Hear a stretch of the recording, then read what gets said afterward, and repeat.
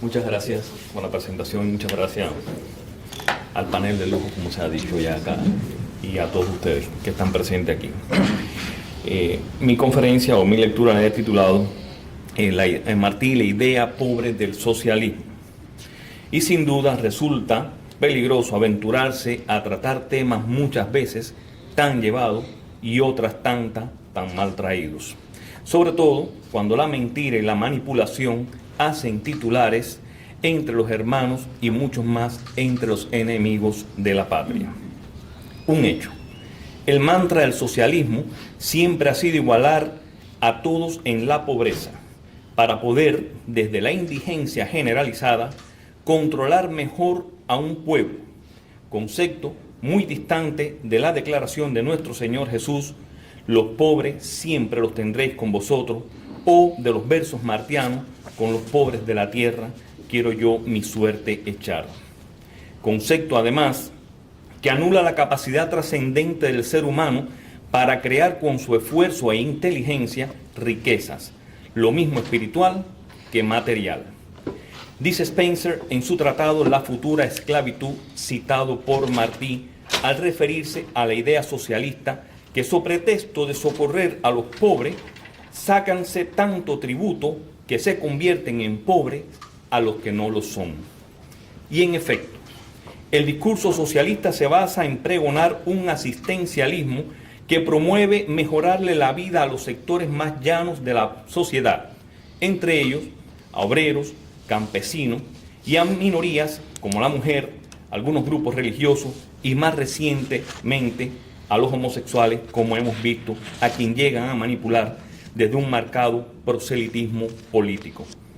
Lamentablemente, estos sectores se hacen muchas veces a ese discurso contagiado de promesas que en verdad nada se ocupan del bienestar de la persona humana, sino para ganar adeptos en la búsqueda del poder.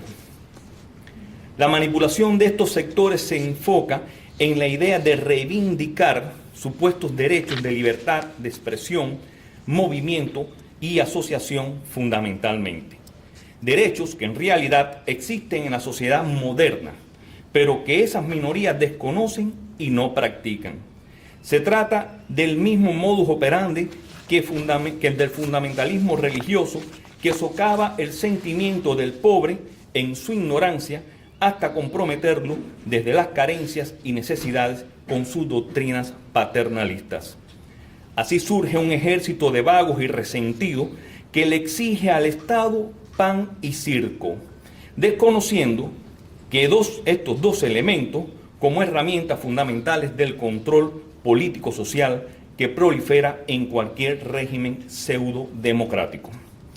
En principio, el socialismo planteaba establecer la dictadura del proletariado, desconociendo que el uso del vocablo dictadura, venga de donde venga, no pierde su esencia autocrática.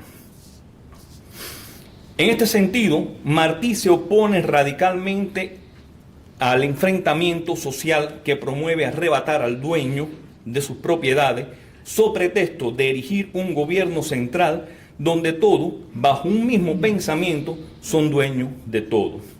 Sobre el particular, al comentar la futura esclavitud de Herbert Spencer, nuestro apóstol subraya determinados puntos esenciales a la hora de abordar la idea socialista. De conjunto, su lectura plantea que el gobierno salvador, este gobierno socialista, garantizaría el acceso ilimitado a las riquezas que no ha producido. Promete casas y bienestar que no construye. Apoyado, como dice Martí, por la gentualla que la pide como si el lobealismo y sensato deseo de dar a los pobres casa limpia que saneara a la par el cuerpo y la mente no hubiera nacido en los rangos mismos de la gente culta, sin la idea indigna de cortejar voluntades populares. Esto tiene una vigencia tremenda en el 2025 y escrito hace más de 100 años. En su reflexión llega al punto de subrayar que al ser tan varia y activa y dominante la acción del Estado, habría este edil imponer considerables cargas a la parte de la nación trabajadora en provecho de la parte paupérea. Teme el apóstol que esa gentualla y parte paupera, manipulada en su miseria, llegue al punto de desconocer la disposición natural del ser humano a la bondad y a la cultura. No a la bondad que promueve dádivas ni a la cultura del odio, sino a la bondad dignificada en el trato respetuoso de la persona humana y a la cultura de un verdadero crecimiento espiritual y social. Refuta, por lo tanto, la instauración y o proliferación de la pobreza. No cree en ella, sino en la capacidad de cada hombre que con su inteligencia puede crear la riqueza y crearse a sí mismo en medio de la sociedad. Enfatiza además que los pauperos que pueden vivir sin trabajar, pues por mucho que el Estado socialista les regale, no bastarían para acallar sus necesidades y apetitos siempre crecientes y demandantes.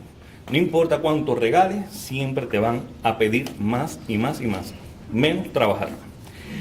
No desconoce ciertamente Martí las desigualdades sociales, pero estima que los asociados en esas necesidades y apetitos devendrían en fin y al cabo en los opresores de los verdaderos hacedores de riqueza, a quienes se les impondrían una doble carga, los gravámenes del Estado y la manutención de la gentualla y la parte paupera, al punto, y retomo a Spencer, de convertir a los pobres en pobres a los que no lo eran.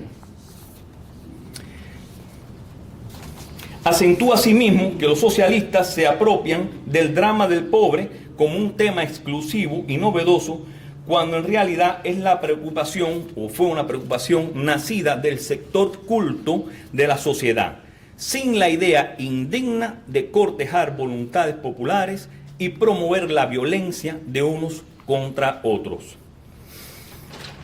Observemos que en la época neoyorquina, martiana, las grandes oleadas de inmigrantes europeos se asentaron en tugurios, ciertamente, y en guetos, alterando la tranquilidad y la distribución urbana de muchas ciudades con sus formas y proyecciones de vida. Esa marginalidad propició la prostitución, el vicio y el crimen que alcanzaron niveles estratosféricos, índices sin precedente en la época. Ciertamente, la esperanza del emigrante quedaba anulada ante los embates de la sociedad moderna. Sin instrucción ni profesión, muchos habían llegado al suelo norteamericano embaucados por las promesas de sus agentes europeos para insertarse en el contexto que los instaló irremediablemente en la pobreza y la marginación. Y cito unos versos de Martí, de la época, porque hay que ubicarse en tiempo y espacio con lo que él está diciendo. Envilece, devora, enferma, embriaga la vida en la ciudad. Se come el ruido como un corcel la hierba y la poesía. Estréchanse en las casas las apretadas gente como un cadáver en su nicho, y con penoso paso por las calles, pardas se arrastran hombres y mujeres, tal como sobre el fango los insectos secos, airados, pálidos, canijos. Al temor de Spencer, por ejemplo, de que Estados Unidos legislara la construcción de casas para los pobres en los tugurios y ciudadelas, Martí responde que eso equivaldría a legislar las formas del mal. Su propuesta es curar el mal en su base. Sí, proveerle accesos a casas limpias, artísticas, luminosas y aireadas, aunque no dice el modo ciertamente, parece ser más que bien que se refiere a una cuestión práctico-moral que implica crear fuentes de trabajo e instrucción para alejar a la gentualla de los tugurios, del vicio y las tabernas, de la vagancia y la ilegalidad, proveyéndole opciones que viabilicen su inserción activa y eficaz en la sociedad, sin la idea indigna de cortejar voluntades populares como hacen los políticos con la gente pobre. Como dicta el refranero popular, no le des un pescado al hombre, enséñale a pescar. A ello súmese el tema de controlar la tierra y la formación de ejércitos industriales y agrícolas conducidos por el mismo Estado. Ante la mirada martiana, esa actitud incentivaría una casta nueva de funcionarios cuyo trabajo sería inmiscuirse en las interioridades de la persona, acentuando un control asfixiante sobre la sociedad.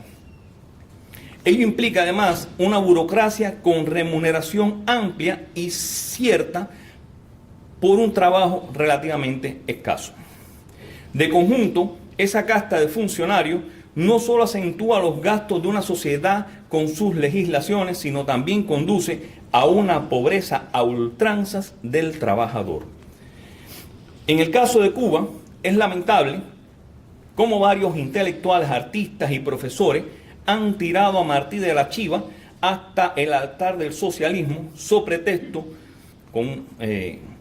del pensamiento antiimperialista, y lo han consortado, digámoslo así, con Marx en cuanta idea desleal puede erigirse para justificar el invento político cubano, sea económico y social. Pero ni Martí, ni Marx, ni el mismo invento tienen puntos comunes. Sobre todo con Martí, para quien es ajena toda idea del control y avasallamiento de un pueblo. Y vale aclarar en este punto que muchos de los intelectuales, que algunos se han mencionado acá, hoy por hoy no son ni marxistas ni martianos, y están aquí en el exilio. Sobre el particular, nuestro apóstol habla del avestiamiento de unos hombres en provecho de otros en su artículo, escrito el 29 de marzo del 83, intencionalmente desconocido en el discurso oficial del régimen cubano, y es ese artículo que titula Honores a Carlos Marx, que ha muerto. Allí subraya: Carlos Marx ha muerto, como se puso al lado de los débiles, merece honor. Pero no hace bien el que señala el daño y arde en ansias generosas de ponerle remedio, sino el que enseña remedio blando al daño. Espanta la tarea de echar los hombres sobre los hombres. Indigna el forzoso avestiamiento de unos hombres en provecho de otro. Mas se ha de hallar salida a la indignación, de modo que la bestia cese sin que se desborde y espante. Y esos son todos las manifestaciones tan raras que se van de control. Es a eso lo que se refería justamente. Que la bestia cese sin que se desborde. Más adelante puntualiza con certera precisión: Carlos Marx estudió los modos de asentar el mundo sobre nuevas bases, pero anduvo deprisa y un tanto a la sombra, sin ver que no nacen viable ni del seno de pueblo en la historia, ni de seno de mujer en el hogar, los hijos que no han tenido gestión natural y laboriosa. Y a su amigo Fermín Valdés Domínguez, socialista empedernido, le responde en carta con fecha mayo de 1894.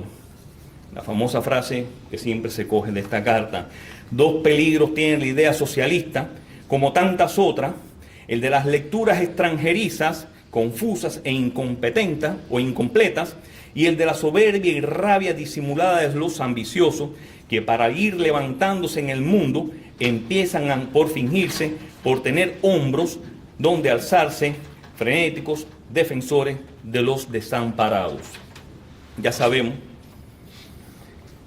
que muchos de los políticos de Cuba se apropiaron de determinados vocablos como los pobres, las casas, los menesterosos, etcétera, etcétera, y de patria, y bueno, en función de eso armaron todo su discurso, y sobre todo haciéndoles ver lo miserable que eran, que no era por ellos, que era porque la sociedad no se los permitía, sociedades capitalistas. Hay una anécdota justamente de Serafín Sánchez, testimonio que da Gonzalo de Quesada, en el que dice que para esa fecha de 1894, en mayo, se estaban organizando las fiestas del 1 de mayo, acá en Los Cayos, aquí abajo, y Serafín Sánchez le da un artículo a Martí para publicarlo en Patria. según Gonzalo de Quesada, dice que Martí lo declinó porque no solo hablaba de Robespierre, ya sabemos, el ideólogo de la Revolución Francesa, el asesino en masa aquel, sino que estaba escrito en tinta roja que destila sangre. Así le dijo Gonzalo de Quesada, según le había dicho Serafín Sánchez a él. Esa carta, por supuesto, ese artículo no se desconoce. Lo que se conoce es la respuesta que le dio Martí a Fermín Valdés Domínguez, que es esta la que acabo de leer. Por esa fecha también Fermín Valdés Domínguez le había dado un artículo también para Patria, para que lo publicara, y Martí sencillamente lo declinó porque consideraba que no era propio para el periódico. En lo que se conoce justamente la respuesta que le da Martí a Fermín Valdés Domínguez. Cierro apuntando que Martí es extraño, como se ha dicho, es ajeno a la idea del socialismo desde su propia doctrina de verdadero amor, conciliación y compromiso social. Lo prueban, entre tantos, estos versos que sintetizan el abestiamiento de unos hombres y la nobleza de otro. ¿Qué mundo es frágil? Seres hay montaña, seres de valle y seres de pantano y lodazales. Muchas gracias.